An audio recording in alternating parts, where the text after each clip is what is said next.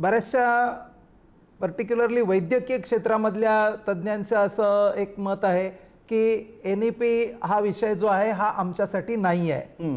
तर मी प्रथम या ठिकाणी हे क्लिअर करतो की NEP जरी त्या NEPच्या गाईडलाईन्समध्ये मेडिकल आणि लॉ एक्सक्लूड केलं असेल, पण त्याच्यातले जे गाभा प्रिन्सिपल्स आहेत तर they are universally applicable. It cannot be said की असं आपण म्हणू नाही शकत की हे याच्याशी वैद्यकीय क्षेत्राचा किंवा बाकी प्रोफेशनल एज्युकेशनचा काही संबंध नाही. तर पहिले हा आपण एक गैरसमज हा दूर करणं अतिशय महत्त्वाचं आहे.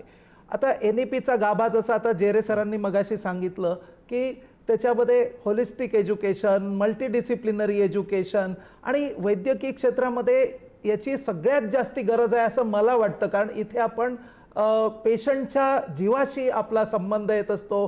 पेशंटचं आपण असं म्हणू शकत नाही की मी फक्त हाच भाग ट्रीट करेल. तिथे एक असं टीमवर्कची खूप जरुरी असते आणि त्या टीममध्ये निरनिराळे लोक म्हणजे नर्सेस असू शकतात, टेक्निशियन असू शकतात, डॉक्टर्स असू शकतात, त्याच्यानंतर हे सगळे मेंटेन करणारे इलेक्ट्रिकल, मेकॅनिकल हे अशा या टीम्स असतात. आणि त्यामुळे वैद्यकीय क्षेत्रामध्ये मला तर वाटतं की याची खूप जास्त जरुरी आहे. शिकूया AI ची क्रांती, चला करूया MSCIT.